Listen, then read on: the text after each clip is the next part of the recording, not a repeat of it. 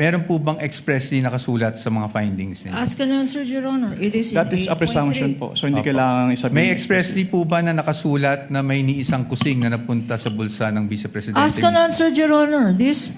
wait, don't answer. Uy. That question, Your Honor, has been asked and answered. We ask for Sustained- ruling, Your Honor. Sustained counsel, I think where you're getting at, modify your question. You can get it. Okay. So, basically po, ang findings nyo ay preliminary lamang. Wala pong any conclusive finding pa as to any misappropriation. Yun lang po ang tanong ko.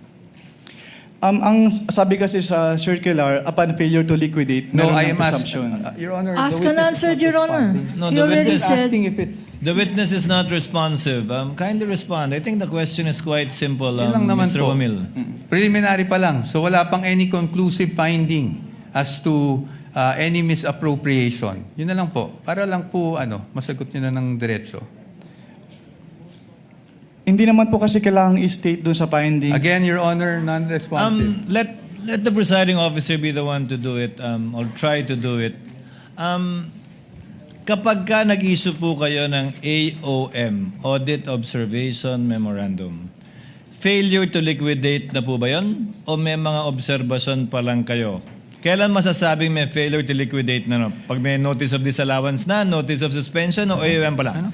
Nakalagay po kasi sa joint circular, Your Honor, under 8.3, failure to liquidate by the accountable officer upon due demand shall be a prima facie evidence. Opo, again, Mr. Wamila, yung pag-issue niyo po ba ng AOM, pasok na sa failure to liquidate upon due demand o hindi pa po?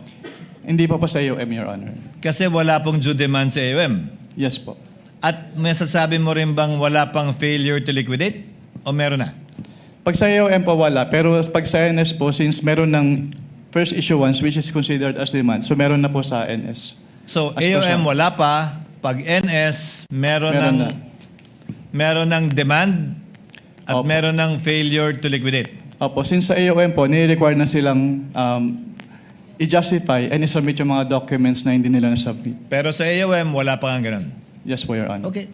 Counsel, your witness. Thank you. And lastly, gusto ko lang to ma-clarify. Of course, the witness was a state auditor of the ICFAO. So, recommendatory lang po ang function ninyo. Hindi po kayo nagde-decide pagdating sa, lalong-lalo na pagdating sa notice of disallowance. Tama po ba? Yes po. It's the function of the commission proper. Thank you. Thank you, Mr. Wamil, Attorney Wamil. I thank you for your patience. That is all for this witness, Your Honor. Thank Unless you, there's anything counsel for respondent. Redirect, if any, counsel for the panel of prosecutors. Yes, Your Honor, with your permission. Counsel may proceed Few with her questions redirect. on the redirect. Mr. Witness, tinanong sa'yo ng counsel for the respondent kung meron kang special training para mag-audit ng confidential funds. Kailangan ba ng special training para mag-audit ng confidential funds? No, ma'am. Hindi. Hindi po. Okay. At ang basehan mo, sinabi mo, when you answered is,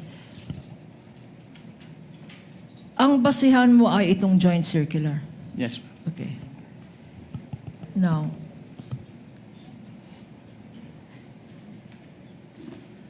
tinanong sa'yo ng counsel kung alam mo na ang Office of the President ang siyang nagbigay ng grant. Can Tama? you repeat At your ang sagot mo, oo. Can you repeat the question po?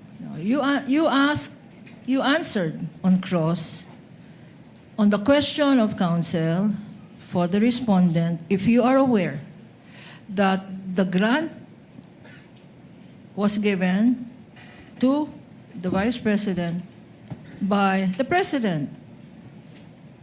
Yes po. And you answered yes. Yes po. Okay.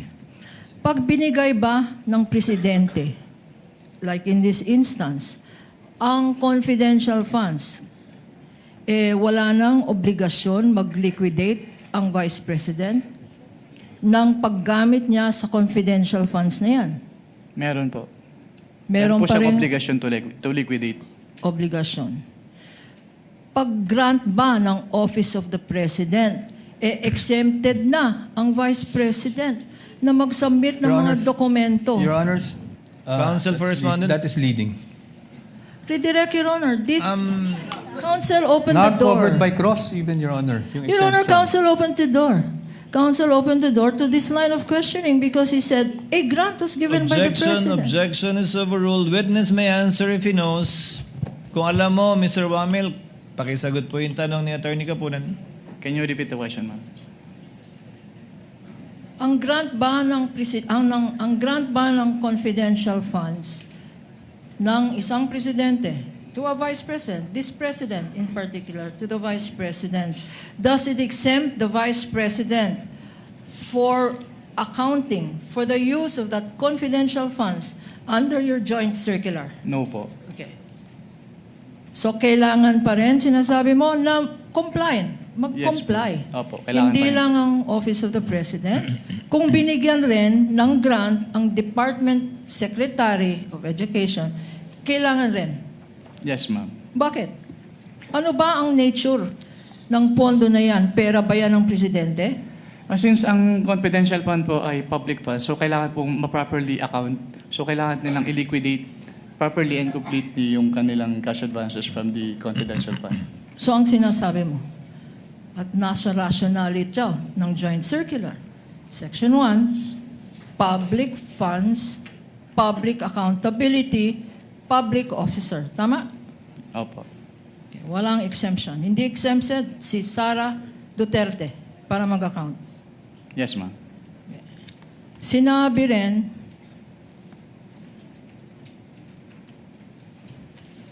Counsel for the Vice President also said, the Vice President also said, tinanong ka tungkol sa ano ba yung accrual method of accounting. Pakiulit, ano yung accrual method? So under the accrual method po, the expenses is recorded upon incurrence and not upon payment po. Okay. Allowed ba itong accrual method of accounting sa pag-evaluate ng confidential funds? No, ma'am, kasi kailangan po talagang binayaran yung expenses po. Okay. So, hindi pwedeng accrual, parang lista. Opo, Tama? hindi po pwedeng lista. Hindi pwedeng lista-lista. Kung binayaran, dapat cash out. Yes, ma'am. Tama? At Opo. kung cash out, dapat may resibo. Tama? Yes, ma'am. Opo. So, hindi pwede ang accrual. Mr. Witness, okay, tinanong rin sa'yo, itong utilization of confidential funds. Nakalagay, utilization of confidential funds. Tinanong sa'yo ng counsel, hindi ba dapat confidential rin? Do not divulge information on the use of confidential funds. Tama ba ang interpretation ng counsel for the respondent?